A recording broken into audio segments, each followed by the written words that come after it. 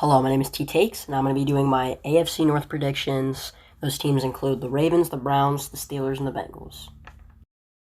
Sorry about my voice. I'm a little sick right now, but it'll get a whole lot better within like a week or so, hopefully. But the first team I'm going to talk about is the Baltimore Ravens. The first thing that I want to bring up with the Baltimore Ravens is that they have the second most difficult strength of schedule in the NFL next season. The average percentage of wins that a team got last year was .563, or around 9-7. The teams the Ravens play include the Raiders, the Chiefs, the Lions, the Broncos, the Colts, the Chargers, the Bengals twice, the Vikings, the Dolphins, the Bears, the Browns twice, the Steelers twice, the Packers, the Rams, and that's about it. Despite their tough schedule, I still think the Ravens are going to win a solid amount of games due to their high-powered offense and solid defense. Starting with the offense for the Ravens, they've got a really solid unit. Lamar Jackson, you can't miss him. He's a top 5 or 6 quarterback.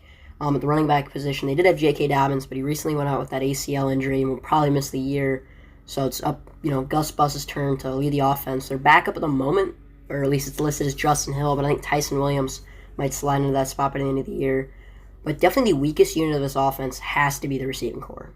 Marquise Brown, he's solid, but he's not anybody that I would lose sleep over.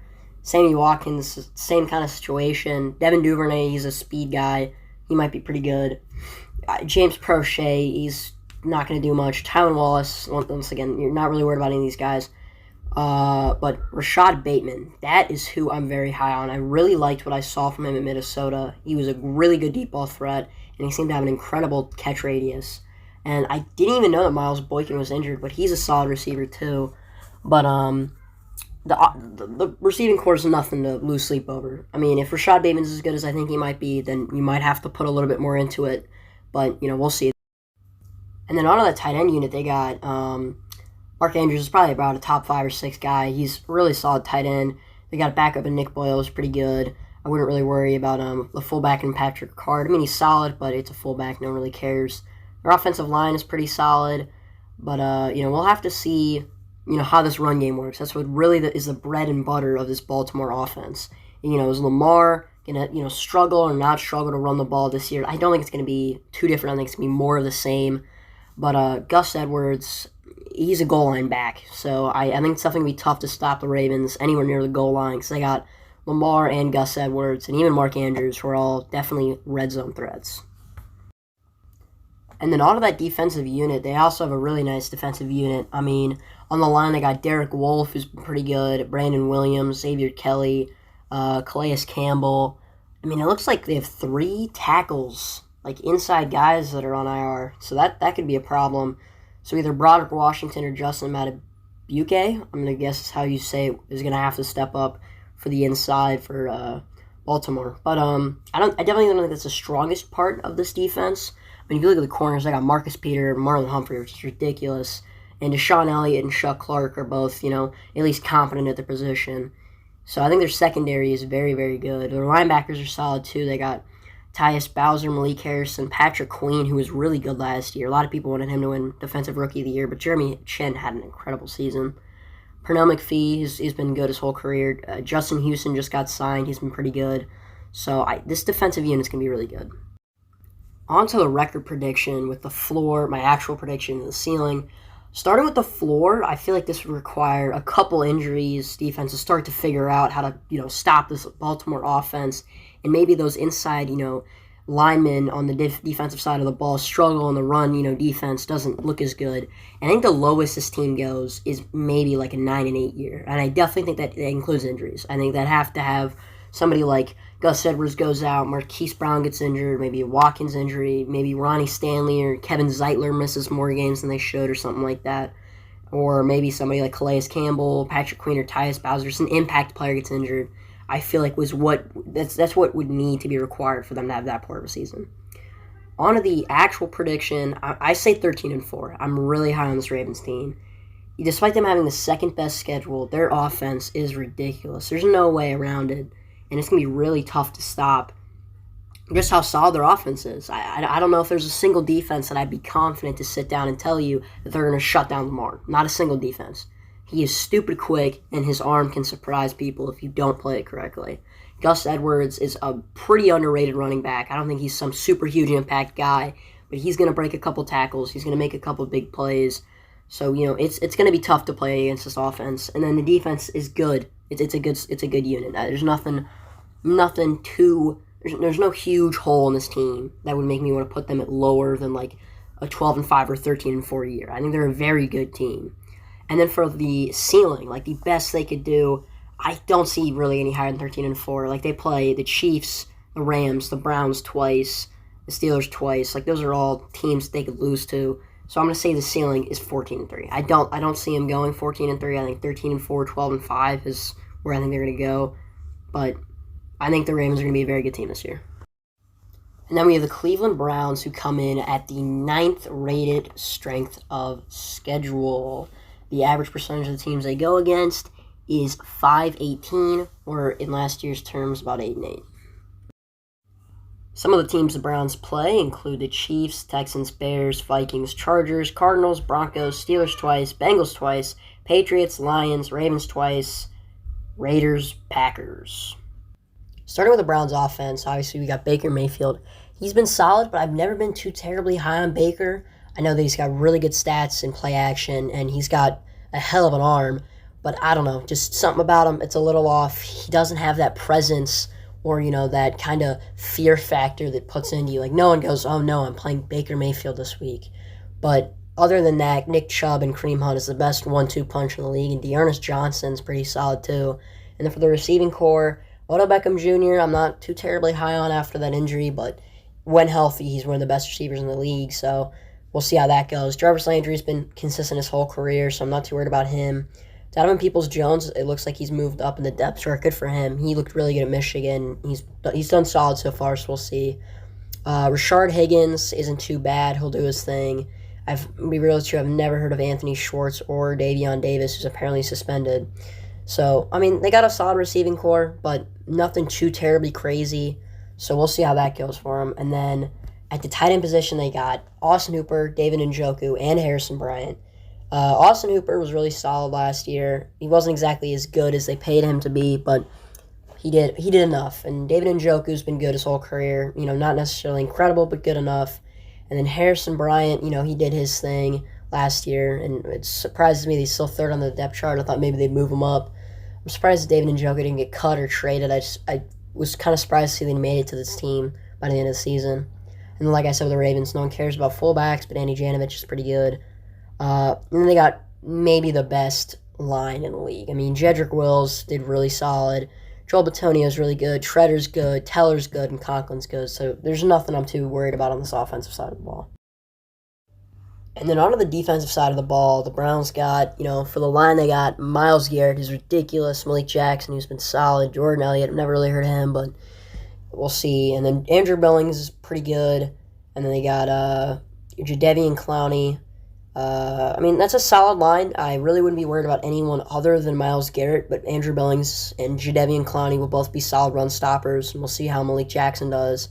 But for the linebacking core, they got Mac Wilson, who's been solid. I've never heard of Anthony Walker, so we'll see how he does. Sion Takitaki had a solid season last year. One of the most underrated corners in the league is Denzel Ward, so we'll see how that goes for him. They have, let me see here. They got Ronnie Harrison, who was a solid safety last year. Grant Delpit's right behind him, and I'm surprised he didn't get the starting job, because last year I thought he was going to do really good, but we'll see how that goes. Then they got John Johnson, who's probably a top 10 safety. He's definitely a really solid guy. And then they also have Greedy Williams, who was pretty good last year. And they got Greg Newsome behind him. I wonder how long it'll take for Greg Newsome to move into that starting spot, because Greg Newsome looked pretty solid at Northwestern. But this defense is good. It's definitely a solid unit, but there's nobody other than Myles Garrett that's really too scary. Denzel Ward is definitely pretty solid, but I definitely think the weakest part of this defense is the linebacking core. And then their line is good, but, not incredible. I feel like people always overrate Jadeveon Clowney. He was never really too incredible. He made a couple Pro Bowls, but he was never some giant impact guy that you had to make sure you game planned against him. But it's definitely a solid unit, but nobody too crazy other than Myles Garrett, like I said. And then on to the prediction for the Browns, with a floor prediction and the actual ceiling. For the floor, I think it's kind of similar to the Ravens. They have a little bit of a lighter schedule, but their team, I don't think is as good as the Ravens team is. But I think the floor would have to be like an 8-9 or a 9-8. The reason for it is maybe Baker Mayfield goes back to what he did from his first year to his second year. His rookie year, he had an incredible year. Everyone's talking about they found a franchise guy after like 45 million attempts. They finally found their guy, and then year two, he completely bombs it. And people are like, wait a second, maybe this isn't their guy, or maybe he's just having an off year. He comes back year three, and he plays great again. So that immediately kind of removes all those huge doubts, but he also didn't have as good as a year three. That would make it be like, oh yeah, he's definitely the team's franchise quarterback. He's going to be here 10 years down the road. He's a solid guy, but he's nothing too crazy, and he might go and have another slumpier year four. It's possible. I feel like if they're going to have that bad of season, I think that's what would have to happen, and then obviously injuries would have to, go into it. Maybe like a Denzel Ward injury, which I don't think would be the end of the world for him because Troy Hill's a solid backup corner that they have. I thought Troy Hill was a safety for the Rams. Apparently not, but most DBs can slide in and out of most of those positions and be just fine. But, we'll see how that goes for him. Honestly, if Myles Garrett gets injured, I think that would be a huge hit. Or maybe somebody like Joel Bitonio, maybe Wyatt Teller, Jack Conklin injury. Those would all definitely hurt. I think that's maybe the worst they could do if, something doesn't go completely haywire, obviously. And then for the actual prediction, I have them at 11-6 or 10-7, I think is what the actual prediction for the Cleveland Browns will be. Reason for it is I hate to say it because a lot of people use it for a lot of different teams, but the Browns is the Browns. This team's roster is good enough to win more than 11 games, but I feel like the Browns, they're going to lose some games in a Browns-like fashion.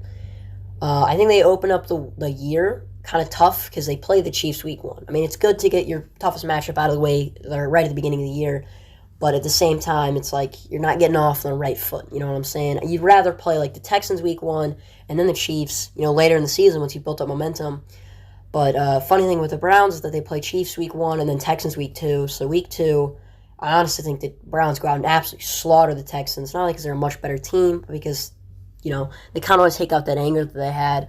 But I think they're a great team, and I think they're going to win a lot of games, and I think they're going to make the playoffs with relative ease. Maybe the 5 or the 6 seed, most likely the 5 seed.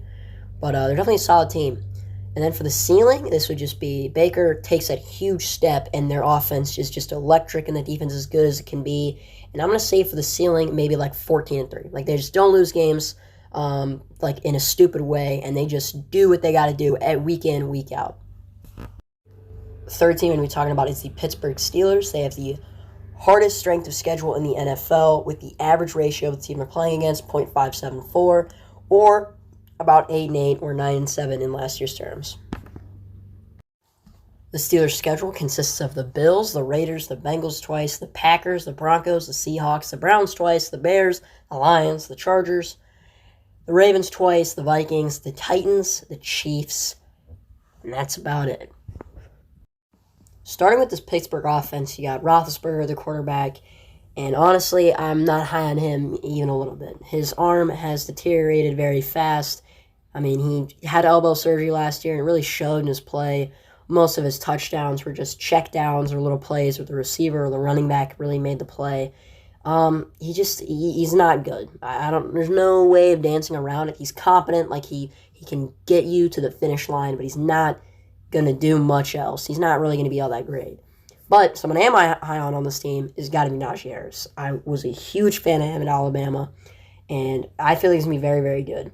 Especially from a fantasy perspective, he should be a very solid running back 1 or even running back 2, or maybe that should be flipped. A solid running back 2 and maybe even running back 1 by the end of the season. But he should be really, really solid. Their backup, Benny Snell, can do his thing.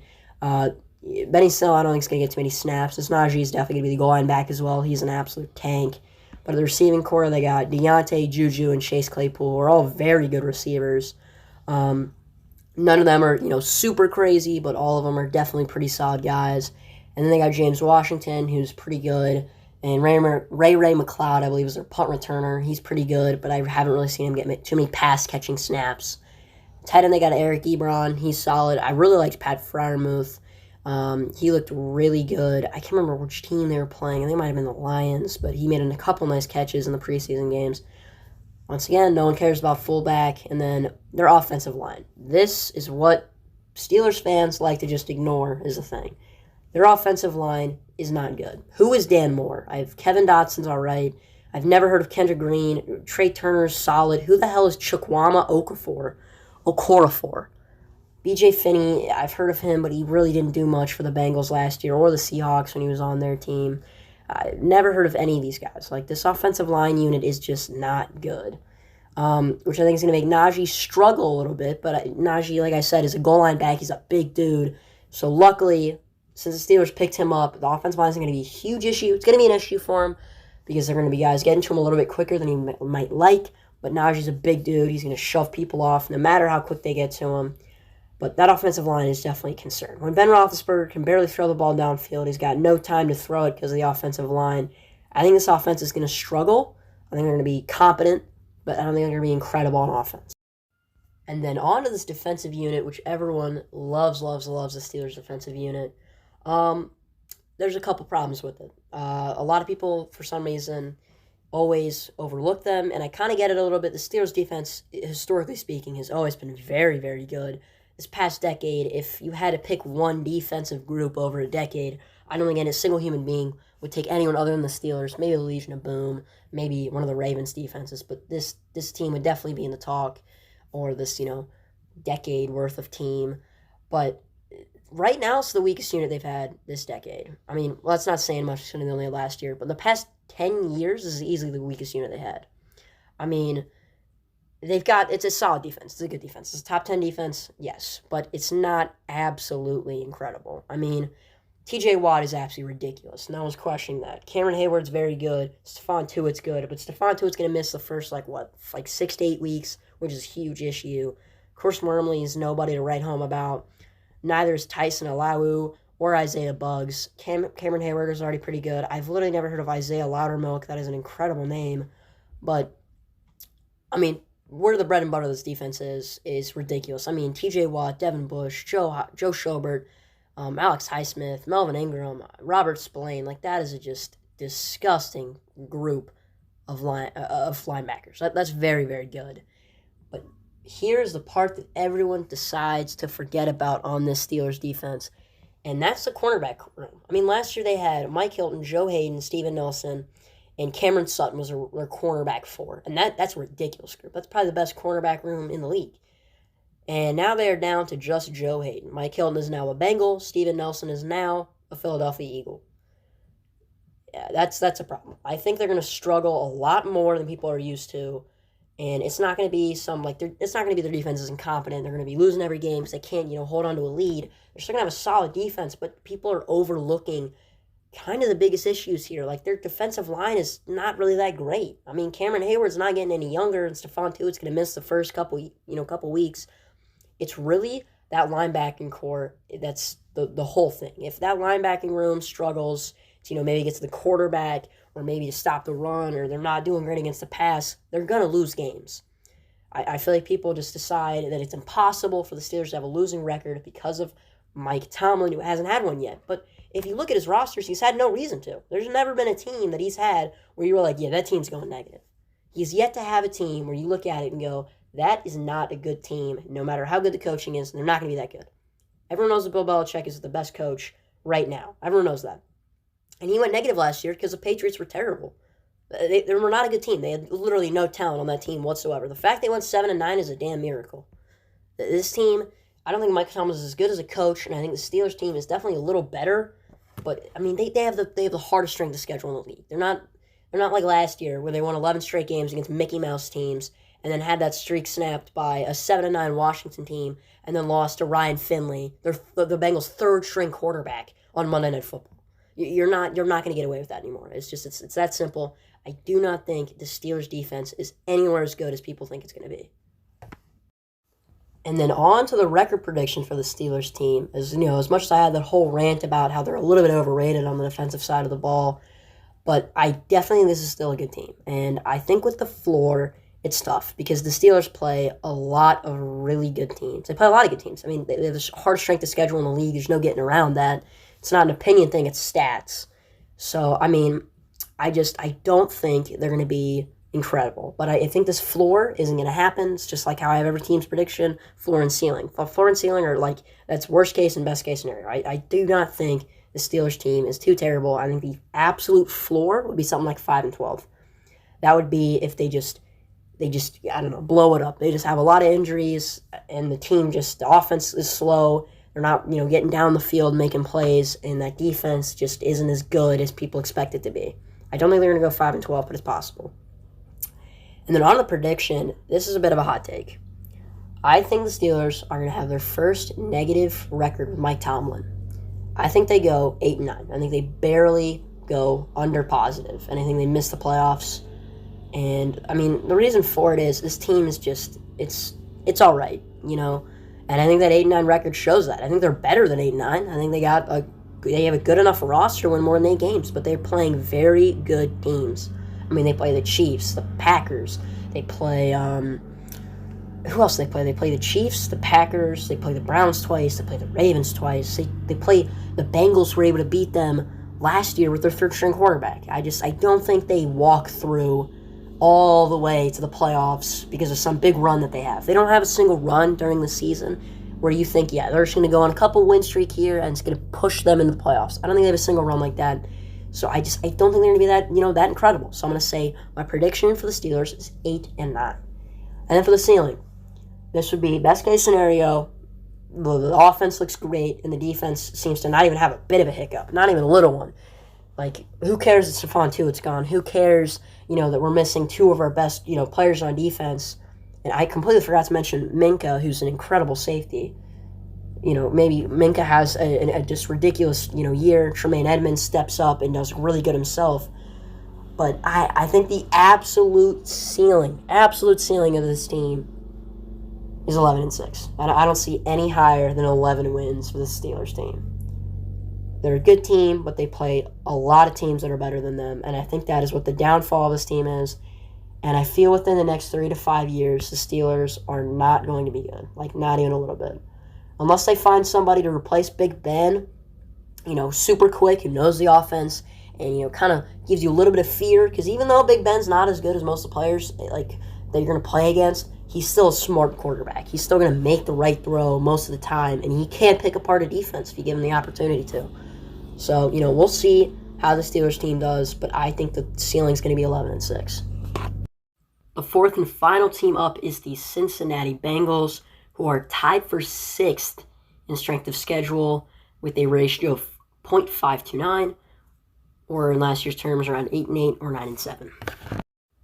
Some of the teams the Bengals play include the Vikings, the Bears, the Steelers twice, the Jaguars, the Packers, the Lions, the Ravens twice, the Jets, the Browns twice, the Raiders, the Chargers, the 49ers, the Broncos, and the Chiefs.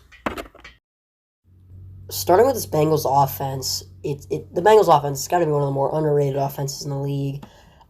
Joe Burrow, he looked solid last year. Hopefully he's going to be back at 100%. He might, have a bit of a learning curve first couple games so he can get back into it, but I'm confident he'll do pretty well. Joe Mixon's a top 10 back. Samaje Perine did great in his comeback. Or not his comeback, I should say, or, when he came in for Gio at the end of the season there. And then Chris Evans looked incredible during the preseason. He'll be a great little receiving back. I doubt he gets too many touches, but he looked solid. And then one of the top receiving corps in the league, Tyler Boyd, T. Higgins, Jamar Chase. Jamar Chase's drops were a little concerning, but they were never an issue at LSU. I 100% think it's just a mental thing. I 100% think he will, snap out of it. It'll kind of just be like a 1 or 2 game thing, and then, he'll kind of get the hang of it, and he'll be fine for the rest of the season. Tyler Boyd's is as consistent as it gets. T. Higgins is beginning, comparisons to Megatron all throughout camp, and everyone is super high on him, including me. T. Higgins is just an incredible athlete, and I'm super high on this entire Bengals offense. Their weapons are great, and then Auden Tate has got to be the best receiver 4 in the league. I can't even name too many other wide receiver 4s, so I might be a little biased, but Auden Tate, he catches anything and everything. He may not be fast. He gets literally no separation. If you've ever watched an Auden Tate route, you will never see him get any separation. He's not going to break anyone's ankles or get super open. He's just going to moss your guy. He's not going to get open. He's just going to make the play on the ball. But Stanley Morgan, he's not really done much. He's solid, though. Mike Thomas, he's got a rare case of fumbleitis. The dude cannot keep his hands on the football when it matters. He can catch it just fine, just needs to work on holding on to it. A tight end core solid. CJ Uzama has been really good. Unfortunately, missed all last season with an Achilles injury. Drew Sample looked to be pretty decent last year. Mitchell Wilcox, I believe, is a rookie. He might be a second-year player, but nobody I'd be too terribly worried about. He might actually be a third-year player. But the offensive line, the infamous Bengals offensive line. Jonah Williams, he's a solid left tackle. Not someone I'd be too worried about. Quentin Spain, solid left guard. Wouldn't be too worried about it. Hopkins wasn't the issue last year, so he should be fine. Xavier Su'i-Filo, not incredible. He's all right. I mean, no one on this offensive line is too incredible, but he's probably the weakest link of the starters. And then at tackle, they have Riley Reif, who should fill in and do great. And for the backups, Isaiah Prince, he's all right. Hakeem Adeniji, I believe, is out for some reason. I'm not sure. I don't remember what the injury was, but he's definitely a solid guy. And he'll probably, I'm sure he'll get some rotational snaps into the season. Deontay Smith looked great during the preseason, and I'm sure he'll come in for Quentin Spain every once in a while, and I'm sure he'll do fine. I didn't see anything really on Trey Hill, but he didn't let up a sack during the preseason, so hopefully he's pretty solid. Jackson Carman, I'm a little worried. He did not look very good during the preseason. He didn't let up a sack. No one on this Bengals roster even let up a sack, but we'll see. I was hoping he'd be a little farther along and he'd be starting over Su'i-Filo. And then Fred Johnson, he hasn't been incredible, but, Riley Reif will be there for him. Hopefully he'll, give him some pointers, and hopefully by the time that Fred Johnson maybe does make his way into the starting lineup, he'll be solid. So, I mean, this offense is good. I don't think there's any way around it. I think this offense is going to be really the driving factor and the driving force of this team to get its wins. And then on to the defensive side of the football for the Bengals. The line is honestly pretty underrated. I mean, Sam Hubbard was the highest-rated run stopper last year. He's not going to do a whole bunch in the pass rush, but he's definitely going to help, stopping those outside runs. DJ Reader missed like 15 games, but he was great in the games he did play. Larry Ogunjobi was solid for the Browns all of last season. Trey Hendrickson was incredible for the Saints last season. So I think the defensive line is going to be pretty solid. Cam Sample could come in. He looked solid in the preseason. He looked incredible. Josh Tupou, he looked all right. Khalid Kareem is unfortunately on IR. He had some shoulder injury, but he looked very good in the one game he did get to play. But we'll see how that goes for him. And then Tyler Shelvin was the inside guy for LSU. I haven't seen much about him. I haven't seen him do much in the preseason, so we'll see. And then Wyatt Hubert's out for the season because of the pectoral injury he suffered a while back. And then onto that linebacker core, which kind of is a bit of an issue, I would say, for the Bengals. I mean, Logan Wilson was solid last year, and he's definitely not going to be, some huge problem. He's not going to be the guy that you're going to be pointing your finger at all the time. Jermaine Pratt was solid last year. Keem Davis-Gaither should hopefully, step it up, do a little bit better. And then Marcus Bailey, I didn't really see much of him last year. He, I believe, missed the entire season, and he looked all right in preseason. So we'll see. Jordan Evans was decent last year. He was the guy who recovered the fumble from Juju getting his lights knocked out.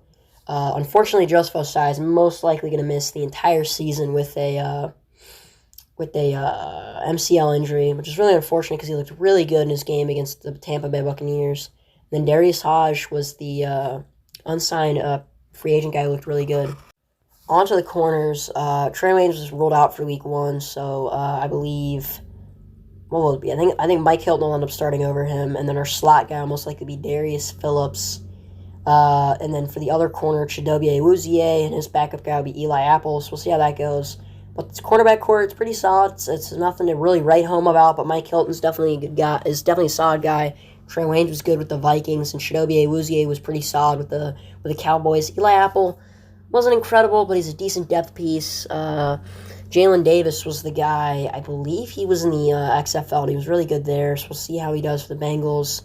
And then, honestly, probably the best or second best, maybe the third best, safety core in the league. I mean, Jesse Bates, the best safety, and if you don't think that, you think he's number 2, and if you don't think that, you're stupid, honestly. I don't understand you could have him not 1 or 2, maybe 3, I guess. And then there's Von Bell, who is definitely a solid safety. And then Ricardo Allen backs him up, which is pretty good. And then for Jesse Bates, backup is Brandon Wilson.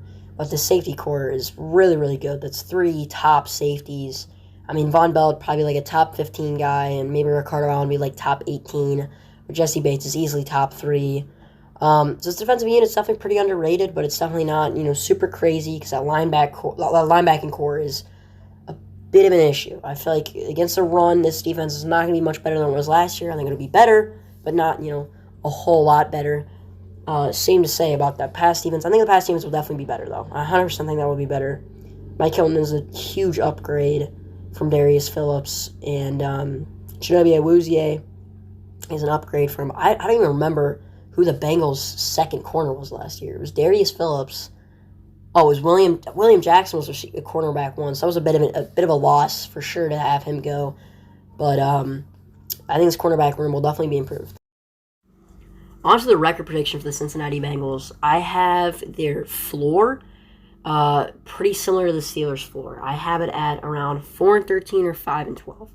I think what would need to happen for their season to be this bad would be something like a Burrow injury, or that defensive line just doesn't perform, or that linebacking room is just absolutely terrible. I mean, all those things are obviously possible, but I don't see all of them happening, or I hope none of them happen, and I doubt any of them happen. But there's not much more to speak on as to why this team's floor is the way it is versus like the Steelers, the Browns, the Ravens. It's just kind of an is what it is situation. The Bengals have not been super lucky with situations like that. And then on to the actual prediction, I also have it very similar to the Pittsburgh Steelers. I have them at 8-9. The reason for it is I think this offense is really, really good. I mean, the Bengals led the league in, I believe it was, games within 1 possession. Like, every single win and or loss, almost every time was within 1 possession. 13 out of their 16 games, I believe. It might have been 12. Every single game they were in. Doesn't matter how good their opponent was, unless it was the Ravens. They got blown out both times. They were in that game. Their only times that they got blown out were against the Steelers, the first time they played them, and the Ravens both times. I believe other than that, there was no blowouts. I mean, you can look through the schedule. Almost every single game was neck and neck all the way throughout that entire game until either a missed field goal by the Bengals or the other team makes a great play or something like that. And I feel like there's going to be a couple losses like that. It's just what's going to happen. But I also think this defense takes a step forward and hopefully looks a lot better. And I think the Bengals are well on their way to being one of the better teams in the league just a couple years down the road. And then for the ceiling, I have the Bengals at a similar ceiling to the Steelers as well, at an 11-6 ceiling. The reason for this is if the offense just clicks right away. Jamar Chase looks incredible out the gate, and the whole team just looks incredible right away. The defense is making their plays. The linebackers, look solid. I mean, it would take a lot of things for that to happen. But I feel like with the ceiling, I think they're most out of the 4 teams. If I had to rank the teams based on most likely to hit their ceiling, I would probably have it go 1, like maybe I'd say the Bengals. Actually, no. Number 1, I'd say the Browns number 1, then the Bengals and the Steelers, and then the Ravens. All of them have a relative chance of hitting their ceiling. Like, I don't think it's impossible for the Ravens to hit 14-3, despite them being at number 4 on that list. So this is my video. I hope you enjoyed it. Feel free to say anything in the comments. Maybe some you disagreed with, maybe some you did agree with. Leave your own takes, your own predictions, anything like that. Maybe even an idea for another video. I will try to do all 8 divisions. I can't guarantee I'll have all 8 done before that Thursday night game, which is Dallas versus Tampa. I'm planning on doing a video on that, breaking it down and my prediction and how that went out. So my name's T Takes. Hope you guys have a good night.